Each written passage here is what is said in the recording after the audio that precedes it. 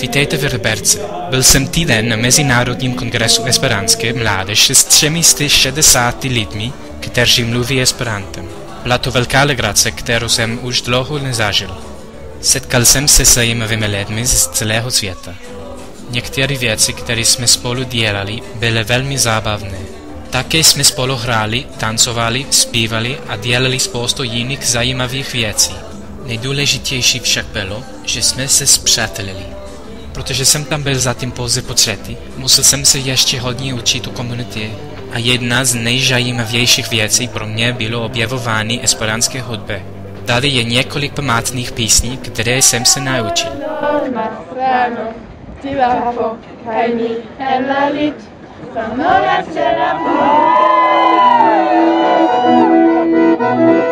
Estis kun la tutan nokton, matena si estis honi, estis kun la tutan nokton, la matena si estis sola,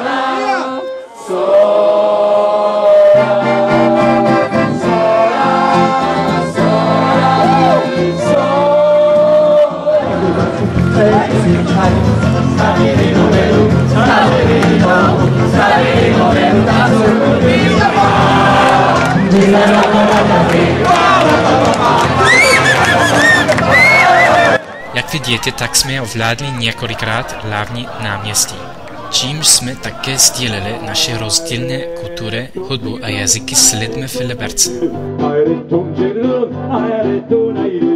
Cordiali a tutta la città di Liberec. Konnichiwa. Namae o Sakaguchi Ryo desu. Congreso Internacional Juvenil de Esperanto. Visitas vinciui veni visiti Brazilon, čar estas delegalando. Bylo špatné počasí, ale to nás neodradilo.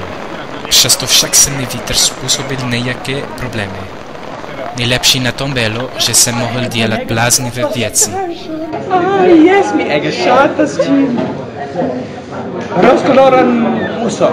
Accettu nun! Ciampe nella storni, pro la de la disqueo, e sciamella se un fugio doni alla trinqueo, speciale di blanca salci organizando. Byl to skvělý týden a už se nemůžu dočkat příštího esperantského setkání.